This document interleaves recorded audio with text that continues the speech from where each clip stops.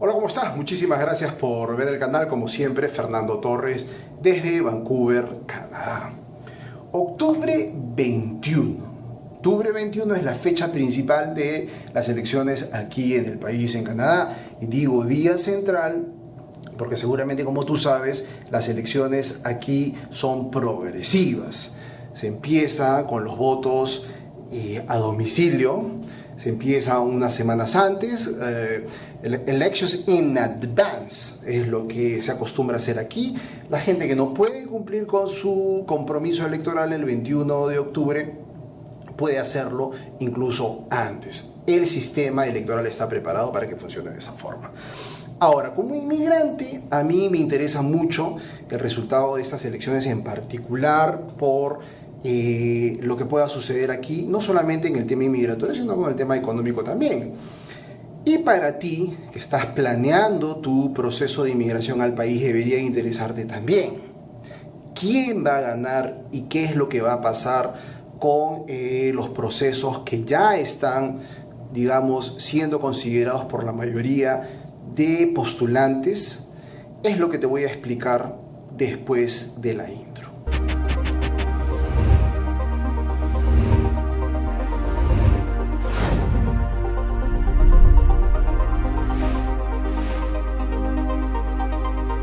Bueno, entonces la gran pregunta es, ¿qué va a pasar con los procesos de inmigración? ¿Qué va a pasar con la política inmigratoria de Canadá si, por un lado, los liberales conservan el poder o si más bien alguno de los otros partidos asumen el premierato del país?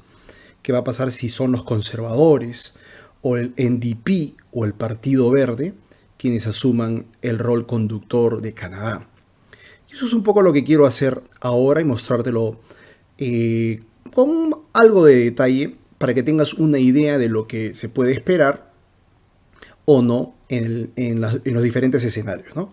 Fíjate, los liberales, en primer lugar, tienen una propuesta y tienen un número muy claro, ¿no? Ellos han ofrecido y han señalado un número muy concreto, ¿no? Ellos quieren 1 millón de inmigrantes, 1 millón de inmigrantes en el periodo del 2019 al 2021. Esa es, digamos, su carta más importante, su carta de presentación en materia inmigratoria más importante. Pero ojo que de ese 1 millón de inmigrantes, de acuerdo con sus propios planes, ya la mayoría de ellos está en Canadá. Es decir, se plantea o se intenta promover la residencia permanente de aquellos que ya están aquí, como estudiantes, trabajadores o a través del refugio, del camino del refugiado. Entonces, fíjate que la intención inmediata es la de cubrir este forado económico que van a generar los cerca de 450,000 baby boomers que están saliendo de la economía de Canadá.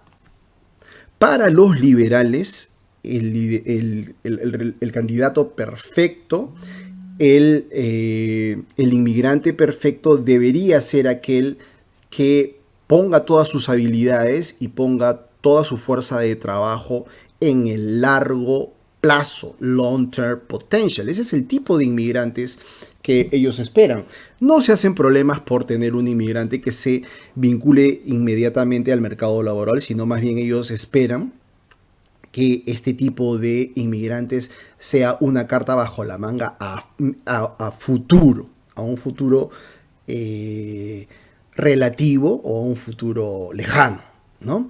Ahora, es cierto que los liberales hicieron algunas mejoras, incrementaron, por ejemplo, el número de participantes en los programas de Express Entry, pero la principal crítica que le hacen los opositores es la falta de rigurosidad para aceptar o rechazar postulantes, aunque aporten o no al sistema económico del país.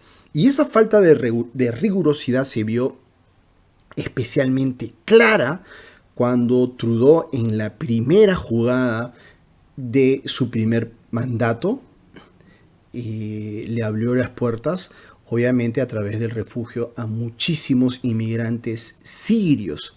Por supuesto, tú conoces el drama sirio, eso nadie lo puede negar, pero lo que se cuestiona es la falta de rigurosidad para el screening de todos esos inmigrantes que llegaron de Siria por el problema humanitario en su país. Entonces ese es más o menos el tema con los liberales. ¿Qué pasa más bien si son los conservadores los que este 21 de octubre, dentro de algunas semanas, se hacen con el poder?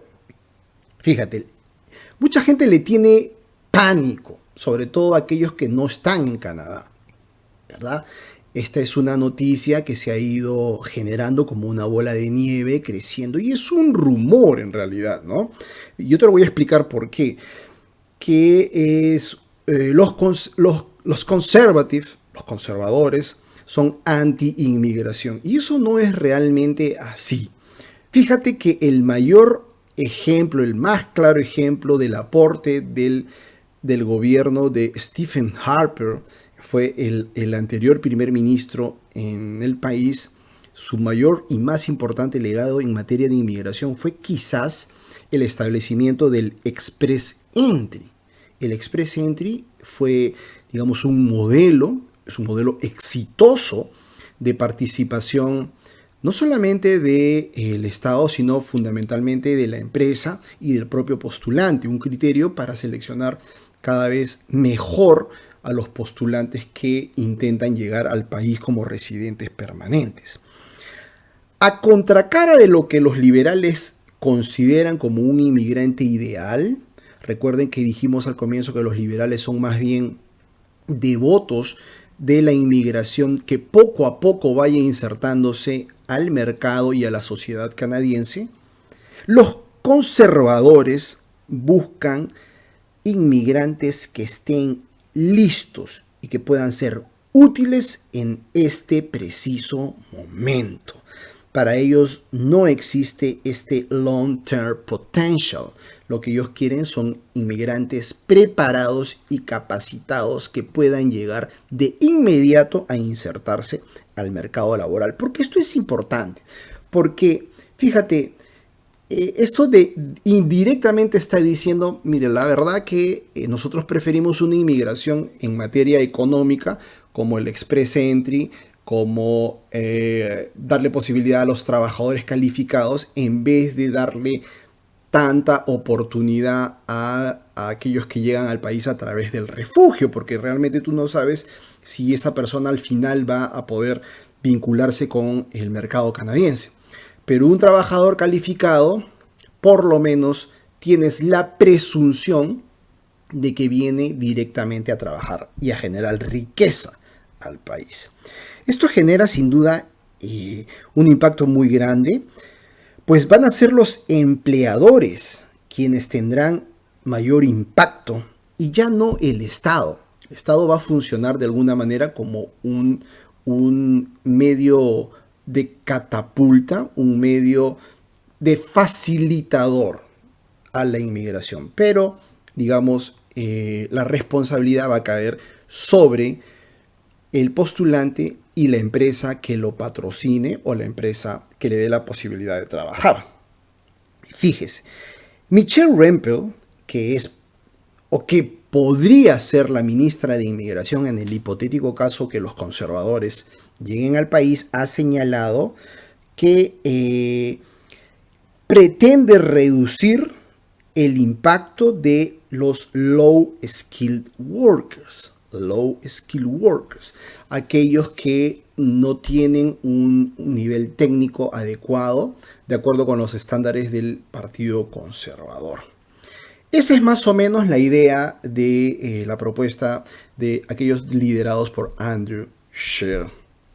En tercer lugar tenemos a este partido NDP, ¿no? Antes de hablar sobre de la propuesta inmigratoria del NDP en estas elecciones, déjame decirte un par de cosas previas, ¿no? El NDP quedó acéfalo, ¿no? Hace algunos meses, ¿no? No tenía un liderazgo fuerte, ¿no? En las elecciones pasadas hicieron una participación bastante decente. Después de ello hubo una suerte de acefalía, un periodo de inestabilidad en el liderazgo del partido, porque su líder histórico falleció intempestivamente por una enfermedad, por cáncer, se lo llevó muy joven. Y ha sido Jagmeet Singh, este joven político de descendencia hindú, que ha tomado el liderazgo del partido.